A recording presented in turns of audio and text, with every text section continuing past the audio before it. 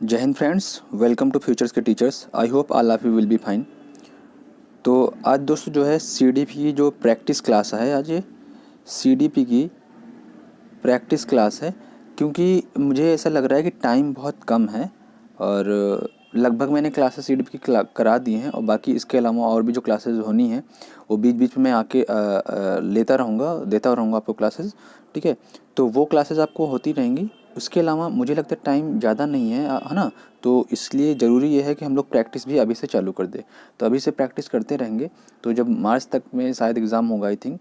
ठीक है, तो तब तक काफ़ी हम लोग कवर कर पाएंगे। और कहते नहीं कि प्रैक्टिस जितना ज़्यादा हम लोग कर लेंगे उतना हमारे लिए आसानी रहेगी, और उतना ही आप लोगों के लिए आसानी रहेगी कि आप लोग उतनी जल्दी, आपको चांसेस ज़्यादा हो जाएंगे, बढ़ जाएंगे आपका एग्ज़ाम क्रैक करने का। ठीक है ना, तो प्रैक्टिस मस्ट है।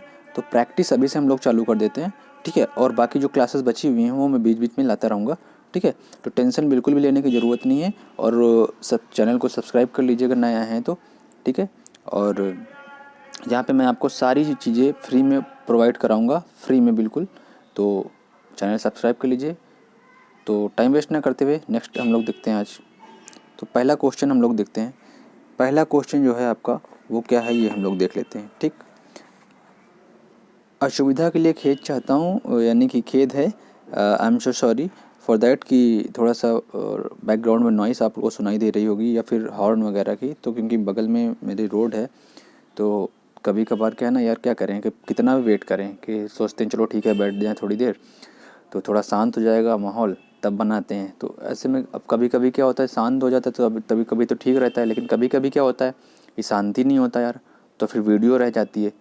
तो इसलिए मुझे लग रहा है कि यार थोड़ा सा आप लोग भी एडजस्ट करिए, क्योंकि यार रात में भी बनाता हूँ, दिन में भी बनाता हूँ, क्योंकि काफ़ी चीज़ें होती हैं ना तो करने के लिए। तो आप समझ सकते हैं, I hope I you understand better. ठीक है, तो चलते हैं नेक्स्ट क्वेश्चन देखते हैं हम लोग। पहला क्वेश्चन देखते हैं हम लोग। तो पहला क्वेश्चन कह रहा है आपसे कि निम्नलिखित में से कौन सा कथन वृद्धि की विशेषता, किसकी, वृद्धि की विशेषता का प्रतिनिधित्व नहीं करता है। क्या नहीं करता है? ठीक है, वृद्धि की विशेषता का प्रतिनिधित्व नहीं करता है कह रहा है। ठीक है, वृद्धि की विशेषता का प्रतिनिधित्व नहीं करता है, तो ऑप्शन देख लेते हैं हम लोग। कह रहा है ए, यह एक मात्रात्मक पहलू है। क्या मात्रात्मक पहलू है? कौन? वृद्धि। ठीक है, यह मापने योग्य नहीं है। कह रहा है ये मापने योग्य नहीं है। ठीक है, फिर कह रहा है यह जीवन पर्यंत नहीं है। ठीक है, यह केवल शारीरिक विकास को दर्शाता है। ठीक, अब बात कर लेते हैं। हमने वृद्धि आपको पढ़ाई थी, ग्रोथ पढ़ाई थी, ग्रोथ। हमारे जिन लोगों ने सारी क्लासेस नहीं देखी हैं सीडीपी की, सारी क्लासेस देख लें, उतना ही आप लोगों के काफ़ी कुछ पर्याप्त है, यानी कि आप लोग 70 से 80% उतने ही से कर सकते हैं। बाकी मैंने बोला नेक्स्ट क्लासेस जो हैं मैं आपको लेके आता रहूँगा। ठीक है, तो मैंने ग्रोथ में पढ़ाया था, ग्रोथ में ये पढ़ाया था कि ये एक मात्रात्मक पहलू होता है, यही पढ़ाया था मैंने। ठीक है, यानी कि इसको मात्रात्मक पहलू होता है। फिर मैंने ये पढ़ाया था कि ग्रोथ जो है, यानी कि वृद्धि जो है वो जीवन पर्यंत नहीं चलती है, लेकिन विकास क्या है, विकास जीवन पर्यंत चलता है। वॉर्म टू टॉम मैंने आपको पढ़ाया था। ठीक है, गर्भ से कब्र तक। ठीक है, ये मैंने बताया था, लेकिन ये विकास की बात थी, किसकी? विकास की बात थी। ठीक है, और लेकिन वृद्धि में, ग्रोथ में हम लोगों ने पढ़ा था कि जो ग्रोथ है वो एक लिमिटेड समय तक होती है, उसके बाद ग्रोथ बंद हो जाती है। यह केवल शारीरिक विकास को दर्शाता है। अच्छा, विकास में क्या हुआ था? विकास में क्या हुआ था? विकास केवल शारीरिक विकास को नहीं दर्शाता था, ये वृद्धि को ही दर्शाता था। लेकिन जो वृद्धि है वो केवल शारीरिक विकास को ही दर्शाती है। ग्रोथ जो है क्या होती है? शारीरिक विकास को ही दर्शाता है। लेकिन जो आपका ऑप्शन नंबर बी दिया हुआ है, ऑप्शन नंबर बी कह रहे हैं यह मापने योग्य नहीं। मैंने बताया था यह मापने योग्य है, वृद्धि को मापा जा सकता है यार, है ना, मैंने बताया था उस पर। लेकिन विशेषता, सॉरी, विकास को मापा नहीं जा सकता है। ठीक है ना, तो वृद्धि को मापा जा सकता है, तो इसलिए आपका ऑप्शन नंबर बी जो है राइट हो जाएगा। ठीक, ये मैंने आपको बताया था। एक बार फिर से चाहे तो आप लोग देख लीजिए, जो मैंने बताया था कि व्यक्ति के स्वाभाविक प्रगतिशील परिवर्तन जिन पर शिक्षण या प्रशिक्षण का प्रभाव नहीं पड़ता है, शिक्षण या प्रशिक्षण का प्रभाव नहीं पड़ता। ये शिक्षण और प्रशिक्षण का प्रभाव किस में पड़ता है? विकास में पड़ता है, ना कि ग्रोथ में, यानी कि ना कि वृद्धि में। वृद्धि कहलाता है। ठीक है, जिसमें प्रभाव नहीं पड़ता वो क्या कहलाता है? वृद्धि कहलाता है। वृद्धि, देखो मैंने बोला था, मैंने पढ़ा दिया था, जैसे वृद्धि एक मात्रात्मक पहलू तथा इसे मापा जा सकता है, मैंने बोला पहला वाला ऑप्शन आपका। यही कह रहा है, सही है। ये कह रहा है नहीं वाला बताना था आपको। फिर वृद्धि का संबंध शारीरिक परिपक्वता से होता है, सही बात है। ये दूसरा लास्ट वाला ऑप्शन जो आपका कह रहा है। वृद्धि एक निश्चित आयु के पश्चात रुक जाती है, बिल्कुल सही, जीवन पर्यंत नहीं चलती है, एक निश्चित आयु के बाद रुक जाती है। वृद्धि में व्यक्तिगत भेद होता है, वृद्धि में क्या होता है, व्यक्तिगत भेद होता है, कोई छोटा, कोई मोटा, कोई पतला, कोई कैसा, मतलब सबका सब लोग एक जैसे नहीं हो सकते हैं, ठीक है। तो जीवन पर्यंत नहीं चलता है, और इसको मापा जा सकता है, लेकिन इसमें कह रहा नहीं है, तो इसमें कह रहे हैं मापने योग्य नहीं है, तो ऑप्शन बी जो है आपका राइट हो जाएगा। नेक्स्ट देखते हैं हम लोग। नेक्स्ट है, कह रहा मानव विकास है। मानव विकास है क्या है, मात्रात्मक है, गुणात्मक है, या कुछ सीमा तक अमापनीय है। क्या मानव विकास है, मानव का विकास क्या है, मात्रात्मक है, गुणात्मक है, या कुछ सीमा तक अमापनीय है, ठीक है, यानी कि जिसे मापा नहीं जा सकता है, ठीक, कुछ सीमा तक, लेकिन कह रहा है, क्या कह रहा है, कुछ सीमा तक। तो इसमें भी मैंने आपको विकास के बारे में बताया, जैसे अभी ऊपर भी मैं बता चुका हूँ। मानव का जो विकास मात्रात्मक और गुणात्मक दोनों रूपों से होता है। किसमें होता है, मानव का जो विकास है मात्रात्मक और गुणात्मक दोनों रूपों से होता है, मात्रात्मक और गुणात्मक दोनों रूपों से होता है, ठीक है। मात्रात्मक में लंबाई लिख लीजिए आप लोग अगर नहीं लिखा है। मात्रात्मक में लंबाई, भार, विभिन्न अंगों के आकार का बढ़ना आदि शामिल किया जाता है। जबकि गुणात्मक में क्या होता है, योग्यता, क्षमता, अभिवृद्धि, बुद्धि, अभिव्यक्ति, व्यक्तित्व, रुचि, चिंतन, ये सब मापा जाता है, ठीक है ना। तो मात्रात्मकता और गुणात्मक, मात्रात्मक और गुणात्मक, ठीक है, ये दोनों रूप होते हैं किसमें, विकास, मानव विकास के। तो ऑप्शन नंबर डी आपका राइट हो जाएगा। कौन सा, ऑप्शन नंबर डी, क्योंकि ए और बी इसी में दे रखा है, ठीक है ना। ऑप्शन नंबर बी आपका, सॉरी डी आपका राइट हो जाएगा। तो नेक्स्ट क्वेश्चन देख लेते हैं हम लोग। नेक्स्ट क्वेश्चन करें, निम्नलिखित में से डैश के अतिरिक्त सभी वातावरणीय कारक विकास को आकार देते, आई थिंक आकार होना चाहिए यहाँ पे, ठीक है, आकार देते हैं। तो क्या देते हैं, देख लेते हैं हम लोग। ऑप्शन दे रहा है पौष्टिकता की गुणवत्ता, ऑप्शन दे रहा है पौष्टिकता की गुणवत्ता, संस्कृति, ठीक है, और शिक्षा की गुणवत्ता, और शारीरिक गठन, ठीक। तो क्या आप एक बार क्वेश्चन फिर से पढ़ लीजिए। के अतिरिक्त सभी वातावरणीय कारक विकास को आकार देते हैं, वातावरणीय कारक विकास को आकार देते हैं, विकास को आकार देते हैं, किसके अतिरिक्त, शारीरिक गठन के अतिरिक्त, ठीक है ना भाई। विकास को आकार भाई पौष्टिक गुणवत्ता में भी मिल सकता है, संस्कृति में भी मिल सकता है, शिक्षा की गुणवत्ता में विकास, इन सारी चीज़ों में विकास होता है, ठीक है, इसमें भी हो सकता है, इसमें। लेकिन शारीरिक गठन में विकास नहीं होता, वृद्धि होती है। क्या होती है, शारीरिक गठन में क्या होती है, वृद्धि होती है। तो वातावरणीय कारक विकास को आकार देता है का मतलब यही हो गया कि ये कुल मिला के विकास की बात कर रहा है, ठीक है। तो विकास शारीरिक गठन में नहीं होता है, तो ऑप्शन नंबर डी आपका राइट हो जाएगा, ठीक है। नेक्स्ट क्वेश्चन देख लेते हैं हम लोग। स्टेनले हॉल के अनुसार, किसके अनुसार, स्टेनले हॉल के अनुसार अधिक तनाव और तूफान की अवस्था है, अधिक तनाव और तूफान की अवस्था है, अधिक तनाव और तूफान किस अवस्था में होता है, ये बताना है आपको। अधिक तनाव और तूफान किस अवस्था में होता है, तो ऑप्शन है प्रौढ़ावस्था, बाल्यावस्था, किशोरावस्था, या शैशवावस्था। देखो, शैशवावस्था तो वो होता है जब बच्चा बहुत छोटा होता है, यानी 0 से 2 साल वाला, ठीक है ना। तो शैशवावस्था 0 से 2 साल का वो बहुत ही छोटा होता है, जो पैदा होता है, ठीक है ना। तो वो हो गया आपका, ठीक है। बाल्यावस्था जब बच्चा थोड़ा और बड़ा होता है, ठीक है। और किशोरावस्था जब बच्चा 11 से 18 समथिंग मान लो, ये 12 से 18 जो होता है। और प्रौढ़ावस्था का मतलब 18 से ऊपर, ठीक है ना। और ये 0 से 2 वाला, ठीक है। फिर ये 3 से 7 या 3 से 6 वाला, ठीक है। फिर 7 से 11 या 7 से 12 वाला, 8, ठीक है ना, ये वाला, ये वाला। और उसके बाद फिर ये 11 या 12 से 18 के ऊपर वाला, सॉरी 12 से 18 के ऊपर वाला, ठीक है ना। तो भाई ये जो कह रहे हैं कि ये क्या कह रहे हैं कि स्टेनले हॉल के अनुसार अधिक तनाव और तूफान किस अवस्था में होता है। भाई बच्चा छोटा होता है यहाँ इसका कोई मतलब नहीं होता है, थोड़ा बड़ा होता है फिर भी ज़्यादा कोई मतलब नहीं होता है तनाव और चिंतन जब करने लगता है तभी बच्चे को तनाव और तूफान होता है। तो चिंतन करता है किस अवस्था में, किशोरावस्था में बच्चा करता है। चिंतन ज़्यादा करता है कौन सी अवस्था में, किशोरावस्था में ज़्यादा चिंतन करने लगता है बच्चा।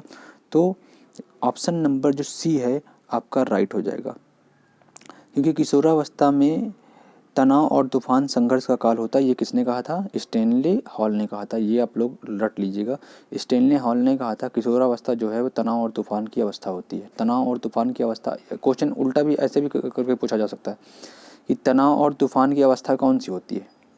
ठीक है, यहाँ तो पूछ लिया स्टेनले हॉल के अनुसार तनाव और तूफान की अवस्था, सीधा स्टेनले हॉल को नहीं पूछेगा, पूछेगा तनाव और तूफान की अवस्था कौन सी होती है, तो किशोरावस्था होती है। या फिर आपको ये भी दे सकता है कि किशोरावस्था में जैसे दे किशोरावस्था इनमें से कौन से काल को कहता है, हो सकता है ऑप्शन में इस तरह की चीज़ें रख दें, तनाव और तूफान, तनाव और आंधी। ठीक है, इस तरह की चीज़ें रख सकता है। तो ये चीज़ याद रखिएगा, तनाव और तूफान जो है स्टेनले हॉल ने कहा था किशोरावस्था को। ठीक है, नेक्स्ट देख लेते हैं हम लोग। 45 नंबर है आपका। मनोविज्ञान के अनुसार बाल विकास की कौन सी अवस्था सबसे जटिल व कठिन है। कह रहा मनोविज्ञान के अनुसार बाल विकास की कौन सी अवस्था सबसे जटिल व कठिन है। बाल विकास की कौन सी अवस्था सबसे कठिन है। ठीक है, तो शैशवावस्था, किशोरावस्था या बाल्यावस्था या फिर इनमें से कोई नहीं, कौन सी है, तो ये आप लोगों को बताना है। देखो शैशवावस्था वही वाला मैंने जो बोला, छोटा बच्चा जब होता है 0 से 2 साल का। किशोरावस्था और बाल्यावस्था। ठीक है, तो कह रहा बाल विकास की कौन सी अवस्था सबसे जटिल है। सबसे जटिल वही चीज़ है किशोरावस्था। क्यों, क्योंकि यहाँ बच्चा चिंतन करने योग्य हो जाता है, चिंतन करने लगता है, मनन करने लगता है। ठीक है ना, तो यही अवस्था बच्चे के लिए सबसे कठिन होता है। यहाँ पे बच्चे के मन में तरह तरह के सवाल आते हैं, तरह तरह के क्वेश्चन आते हैं। यही वो एज होती है जहाँ पे बच्चा ये सोचता है वो है कौन, उसका अस्तित्व क्या है। ठीक है, तो यही एज जो होती है वो बच्चे के लिए सबसे कठिन होती है। स्टेनले हॉल ने ही ये बात बोली थी, किशोरावस्था बड़े संघर्ष और तनाव, तूफान व तथा विरोध की अवस्था होती है। किशोरावस्था संघर्ष, तनाव, तूफान तथा विरोध की अवस्था होती है। ये किसने बोला था, स्टेनले हॉल ने ही बोला था। और E.A. किलपैट्रिक ने जो कहा था वो ये कहा था कि इस बात पर कोई मतभेद नहीं हो सकता कि किशोरावस्था जीवन का सबसे कठिन काल होता है। ये किसने कहा था, ये वाली बात कि किशोरावस्था जीवन का सबसे कठिन काल यानी जटिल काल होता है, ये बात किलपैट्रिक जी ने कहा था। लेकिन अभी ऊपर वाला जो आपने क्वेश्चन देखा था, ये स्टेनले हॉल ने क्या कहा था कि ये तनाव और तूफान वाली एज होती है। इन्होंने कहा था तनाव और तूफान वाली एज होती है कौन, किशोरावस्था। और किलपैट्रिक महोदय ने कहा था का किलपैट्रिक, लिख लीजिएगा इसको, किलपैट्रिक किलपैट्रिक ने कहा था कि जो किशोरावस्था है वो जो है सबसे जटिल व कठिन अवस्था होती है। ठीक, तो इन दोनों लोगों के ये जो कथन है इनको आप लोग लिख लीजिएगा। क्वेश्चन नंबर 46 देखते हैं लोग, नेक्स्ट है। कह एक व्यक्ति डैश के दौरान पौरुष या स्त्रीण सामाजिक भूमिका प्राप्त करता है। ठीक है, सामाजिक भूमिका प्राप्त करता है, किस अवस्था में सामाजिक भूमिका प्राप्त करता है, तो बचपन में क्या पढ़ता है, नहीं भाई, किशोरावस्था में करता है, हो सकता है पश्च बचपन यानी लेट चाइल्डहुड। ठीक है, ये शैशव।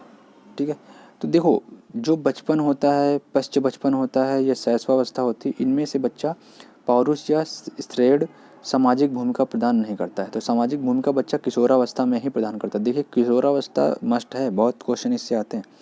किशोरावस्था में बच्चा क्या करता है, सामाजिक भूमिका को प्रदान करता है। किशोरावस्था ही एक ऐसी अवस्था होती है जिसमें बच्चा क्या करता है, पौरुष या स्त्रीण सामाजिक भूमिका प्राप्त करता है। अगर दूसरे शब्दों में ये बोला जाए तो ये कह सकते हैं कि किशोरावस्था के दौरान बालकों में सामाजिक भूमिका प्राप्त करने की इच्छा होती है। ठीक है, और उसमें पौरुषत्व का गुण का विकास हो जाता है। इसी प्रकार किशोर बालिकाओं में स्त्रीण गुणों का विकास हो जाता है। ठीक है, तो ये हो गया आपका सामाजिक भूमिका का विकास कब होता है, किशोरावस्था में होता है। ठीक है, नेक्स्ट देखते हैं हम लोग। नेक्स्ट है क्वेश्चन आप लोगों का 47, परिपक्वता यानी मिच्योरिटी का संबंध है। मिच्योरिटी, परिपक्वता यानी मिच्योरिटी का संबंध है किससे है?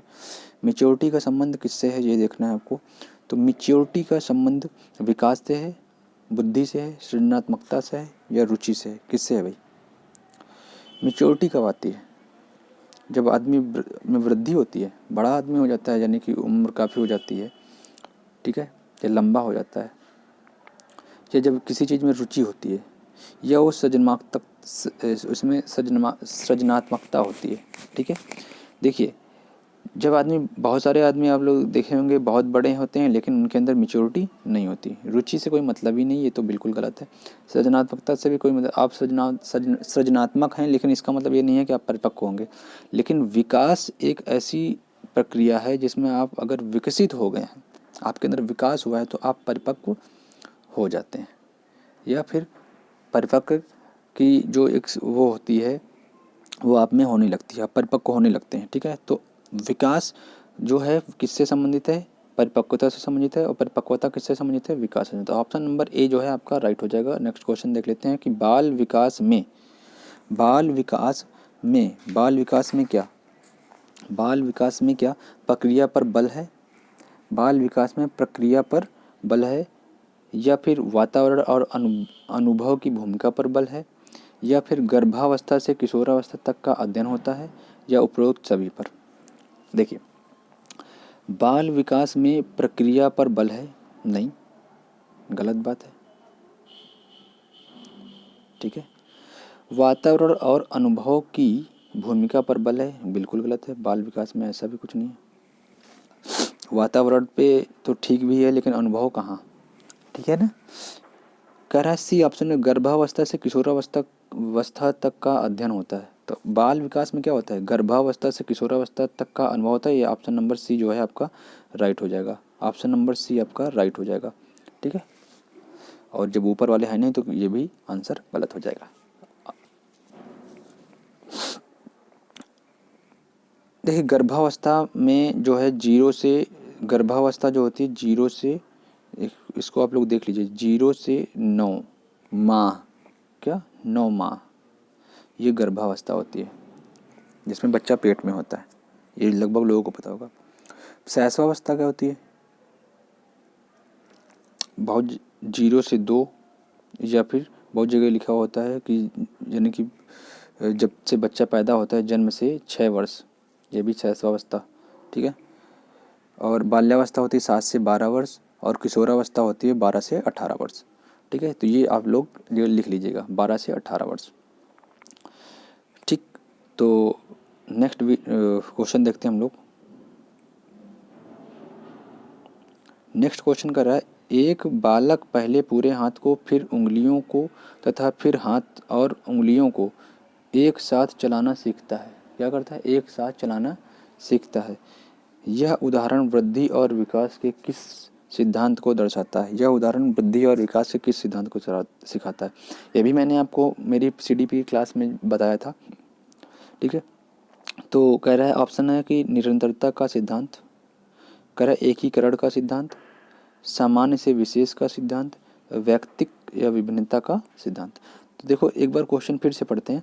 क्या कह रहा है कि बालक पहले पूरे हाथ को, फिर उंगलियों को तथा फिर हाथ और उंगलियों को एक साथ चलाना सीखता है। तो कुल मिला के वो हाथ पे ही काम कर रहा है। किस पे काम कर रहा है?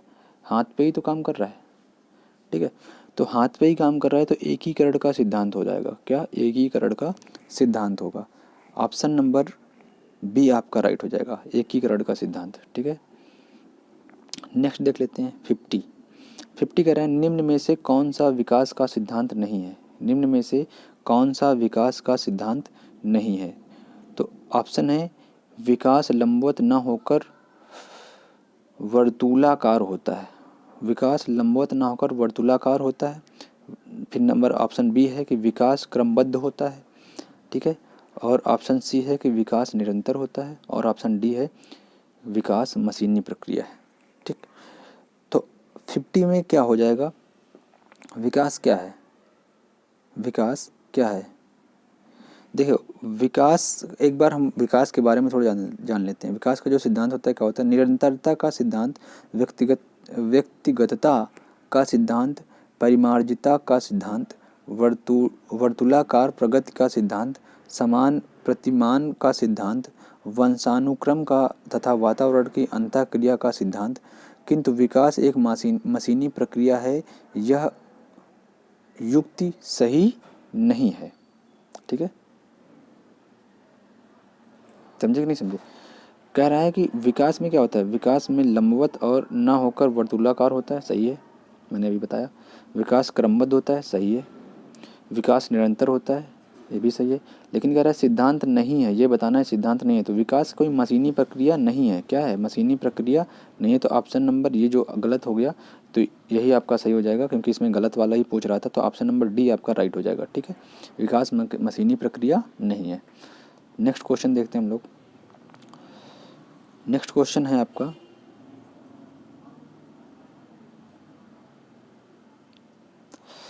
विकास का सिरह पदाभिमुख दिशा सिद्धांत व्याख्या करता है कि विकास इस प्रकार आगे बढ़ता है। सिर से पैर तक जो विकास होता है, ये भी मैंने आपको बताया था सीडीपी क्लास में। सिर से पैर तक का जो विकास होता है उसी के बारे में पूछ रहा है कि सिरा पदाभिमुख दिशा सिद्धांत व्याख्या करता है कि विकास इस प्रकार आगे बढ़ता है। तो कौन सा? सामान्य से विशिष्ट कार्यों की ओर ये सिद्धांत करता है, या विभिन्न से एकीकृत कार्यों की ओर, या सिर से पैर की ओर? तो देखो, सिरह पदाभिमुख, सिरह पदाभिमुख, तो सिर से पैर की ओर। ऑप्शन नंबर सी जो है आपका राइट हो जाएगा। ठीक है, ऑप्शन नंबर सी आपका राइट हो जाएगा। ठीक है ना, सिरा पदाभिमुख या मस्तकाधोमुखी भी बोलते हैं इसको। क्या बोलते हैं? मस्तकाधोमुखी। ठीक है, मस्तकाधोमुखी भी बोलते हैं, सिरा पदाभिमुखी भी बोलते हैं, याद रखिएगा इस चीज़ को। इसका मतलब होता है सिर से पैर तक की ओर विकास। ठीक है, नेक्स्ट क्वेश्चन देख लेते हैं हम लोग। नेक्स्ट क्वेश्चन कह रहा है कि सबसे अधिक गहन और जटिल सामाजिकरण होता है। सबसे अधिक गहन व जटिल सामाजिकरण होता है। तो क्या होता है? पूर्व बाल्यावस्था के दौरान, प्रौढ़ावस्था के दौरान, व्यक्ति के पूरे जीवन में, या किशोरावस्था के दौरान। वही अभी चीज़ आ गई जो ऊपर क्वेश्चन था कि जटिल सामाजिकरण, तो वही चीज़ जटिल। ठीक है, किशोरावस्था में। ठीक है, किशोरावस्था के दौरान गहन और जटिल सामाजिकरण होता है। ठीक है, ऑप्शन नंबर डी है आपका राइट हो जाएगा। क्वेश्चन नंबर 53 नेक्स्ट देख लेते हैं हम लोग। ठीक, तो नेक्स्ट क्वेश्चन है, छोटे शिक्षार्थियों को कक्षा कक्ष में समवयस्कों के साथ अंतःक्रिया करने के लिए प्रोत्साहित करना चाहिए, जिससे क्या? वे एक दूसरे से प्रश्न के उत्तर सीख सकें, पाठ्यक्रम को बहुत जल्दी पूरा किया जा सके, वे पढ़ने के दौरान सामाजिक कौशल सीख सकें, शिक्षक कक्षा कक्ष को बेहतर तरीके से नियंत्रित कर सके। कौन सा ऑप्शन सही हो जाएगा? बताइए, जल्दी कमेंट करिए। तो कह रहा है वे पढ़ने के दौरान सामाजिक कौशल सीख सकें। तो ऑप्शन नंबर सी आपका राइट हो जाएगा। वे पढ़ने के दौरान सामाजिक कौशल सीख सके। तो ऑप्शन नंबर सी आपका राइट हो जाएगा। ठीक, नेक्स्ट देखते हैं हम लोग 54। निम्नलिखित में से कौन सी संस्था सामाजिक परंपराओं के हस्तांतरण निम्नलिखित में से कौन सी संस्था सामाजिक परंपराओं के हस्तांतरण में सबसे अधिक योगदान करती है? कौन सी संस्था सबसे अधिक योगदान करती है? परिवार, विद्यालय, पड़ोस, या उपयुक्त में से कोई नहीं? सामाजिक परंपराओं के हस्तांतरण, सामाजिक परंपरा में सबसे ज़्यादा कौन हस्तांतरण करता है? सबसे ज़्यादा सामाजिक परंपराएं किसके माध्यम से बच्चा सीखता है? तो परिवार के द्वारा ही सीखता है। ठीक है ना, तो परिवार के द्वारा सीखता है। तो ऑप्शन नंबर ए आपका राइट हो जाएगा। नेक्स्ट क्वेश्चन देख लेते हैं हम लोग। वे माता पिता जो बच्चे को दंडित करने में विश्वास करते हैं, वे माता पिता जो बच्चे को दंडित करने में विश्वास करते हैं, दर्शाता है। क्या दर्शाता है? असंबद्ध, भावनात्मक रूप से न जुड़ा हुआ परवरिश। ठीक है, फिर कह रहे अनुमोदक परवरिश, आधिकारिक परवरिश, या अधिकारवादी परवरिश। तो ऑप्शन कौन सा सही हो जाएगा? वे माता पिता जो बच्चों को दंडित करने में विश्वास करते हैं। तो मतलब क्या है? जो माता पिता बच्चों को दंडित करने में विश्वास करते हैं, इसका मतलब क्या है? वो अधिकारवादी परवरिश पर विश्वास करते हैं। अधिकारवादी कैसे? उनको वो सोचते हैं कि वो उन्हीं का अधिकार है बच्चे पे, तो वो जैसे भी चाहें वैसे बच्चे का मार पीट के जैसे भी चाहें उसको परवरिश दे सकते हैं। तो इसको कहते हैं अधिकारवादी परवरिश। जो लोग मार पीट के बच्चों को समझाते हैं बहुत ज़्यादा, तो उसको कहते हैं अधिकारवादी परवरिश। ठीक है, नेक्स्ट देख लेते हैं हम लोग। देखिए आ गया, पियाजे जी को मैंने पढ़ाया था लास्ट ही क्लास में।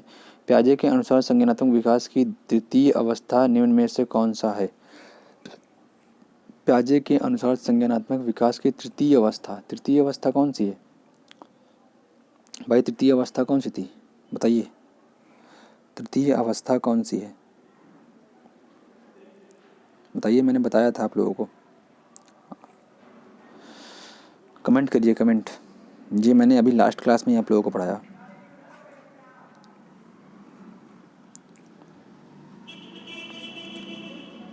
याद आया कुछ? पहली मैंने पढ़ाई थी संवेदी गामक पढ़ाई थी। पहली क्या थी? संवेदी गामक। दूसरी क्या पढ़ाई थी? पूर्व संक्रियात्मक।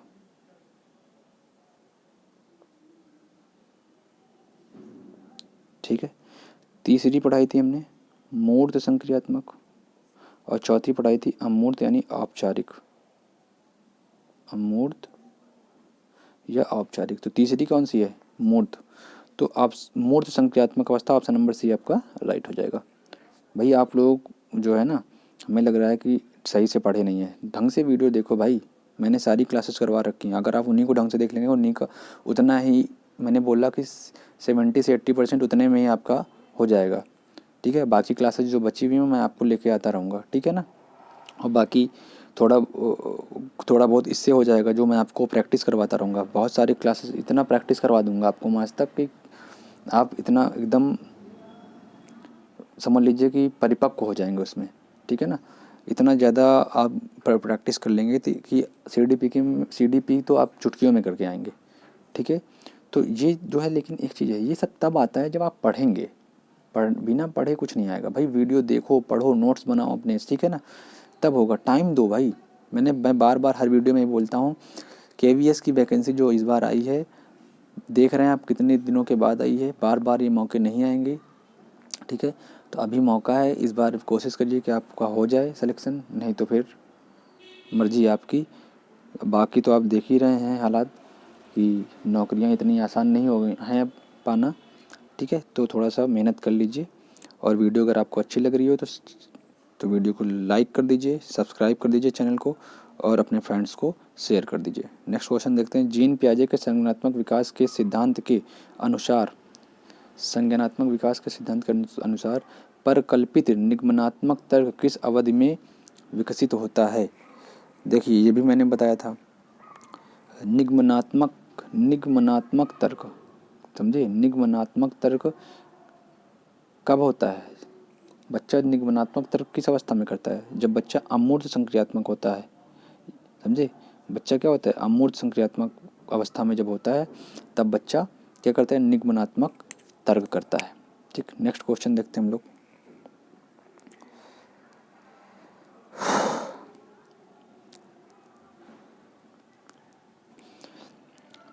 वस्तुओं को क्रम से लगाने की क्षमता बालक में विकसित होती है जब वह वस्तुओं को क्रम से लगाने की क्षमता बालक में विकसित होती है जब वह क्या होता है? इंद्रिय गति अवस्था में होता है, या पूर्व क्रिया अवस्था में होता है, या मूर्त क्रिया अवस्था में होता है, या औपचारिक क्रिया अवस्था में होता है? क्रम से लगाने की क्षमता बालक में होती है। जब किसी भी चीज़ को क्रम से लगाता है, जैसे पहले छोटा लगाया, फिर उससे बड़ा लगाया, फिर उससे बड़ा लगाया, फिर उससे बड़ा लगाया, ये क्रम हो गया ना। तो जब बच्चे को क्रम से लगाने की क्षमता बालक में विकसित होती है, तो वो बच्चा कौन सी अवस्था में होता है, ये आपको क्वेश्चन का आंसर बताना है। तो कौन सा होता है? इंद्रिय गति अवस्था नहीं, पूर्व क्रिया अवस्था नहीं, औपचारिक क्रिया अवस्था नहीं। जब बच्चा मूर्त क्रिया अवस्था में होता है, तब बच्चा ये वाले क्रियाकलाप करने लगता है। ठीक है ना, ऑप्शन नंबर जो सी है वो आपका राइट हो जाएगा। जब बच्चा क्या होता है? मूर्त क्रिया अवस्था में होता है, तब बच्चा ये वाले क्रियाकलाप करने लगता है। ठीक है, नेक्स्ट देख लेते हैं हम लोग। क्लास लंबी हो गई है यार, कितना भी कोशिश करो क्लास कम रहे, लेकिन ज़्यादा ही हो जाती है। तो कोशिश हम लोग यही करते हैं कि बस यहीं तक करते हैं, उसके आगे फिर 60 क्वेश्चन देख लेते हैं, उसके आगे नेक्स्ट क्लास में बताते हैं, है ना। तो कह रहा है कि पियाजे के अनुसार बच्चों का चिंतन वयस्कों से डैश भिन्न होता है बजाय डैश के। को किसके भिन्न होता है, किसके बजाय? तो देखते हैं, मात्रा और प्रकार। यानी कि पियाजे के अनुसार बच्चों का चिंतन वयस्कों से मात्रा भिन्न होता है बजाय प्रकार के। ठीक, गलत। तो बच्चों का चिंतन वयस्कों से आकार में भिन्न होता है बजाय मूर्तपरकता से। गलत।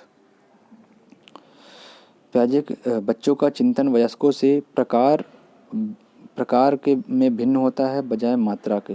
Right answer. प्रकार में भिन्न होता है बजाय मात्रा में। ठीक है, आकार और किस्म ये भी गलत हो जाएगा। ऑप्शन नंबर जो सी है आपका राइट हो जाएगा। ऑप्शन नंबर सी आपका राइट हो जाएगा। नेक्स्ट क्वेश्चन कर रहा है, पियाजे के अनुसार विकास को प्रभावित करने में निम्नलिखित कारकों में से किसकी भूमिका महत्वपूर्ण होती है? किसकी भूमिका महत्वपूर्ण होती है? तो देख लेते हैं किसकी भूमिका महत्वपूर्ण होती है। भौतिक विश्व के अनुभव की, या अनुकरण की, या फिर पुनर्बलन की, या भाषा की। ठीक है, तो कह रहा है विकास को प्रभावित करने में निम्नलिखित कारकों में से किसकी भूमिका महत्वपूर्ण होती है? तो भौतिक विश्व के साथ अनुभव की। किसकी? भौतिक विश्व के साथ अनुभव की। तो ऑप्शन नंबर ए जो है आपका राइट हो जाएगा। तो वीडियो अगर कैसी लगी आपको कमेंट करके ज़रूर बताइएगा। वीडियो अगर अच्छी लगी है तो चैनल को सब्सक्राइब कर लीजिएगा, लाइक कर दीजिएगा वीडियो को, और अपने दोस्तों को शेयर कर दीजिएगा। मेरे टेलीग्राम चैनल को ज्वाइन कर लीजिए। ठीक है, टेलीग्राम चैनल को ज्वाइन कर लीजिए। वहाँ पे आपको सारा कुछ मटेरियल वहीं पे मिलता रहेगा। बाकी जो भी अपडेट्स होती हैं वहीं पे मिलती रहेंगी। सब्सक्राइब जरूर कर लीजिए चैनल को। अभी नया चैनल है, आप लोगों के लिए खुला है, बिल्कुल फ्री में मैं सब कुछ प्रोवाइड करा रहा हूँ। बिल्कुल भी पेड क्लासेस नहीं दे रहा हूँ। तो इतना तो आप लोग कर ही सकते हैं मेरे लिए, जब मैं आपके लिए इतना कर रहा हूँ। रात रात में जाग के ये सब नोट्स बना रहा हूँ। ठीक है, तो मिलते हैं नेक्स्ट वीडियो में, तब तक के लिए बाय बाय, टेक केयर।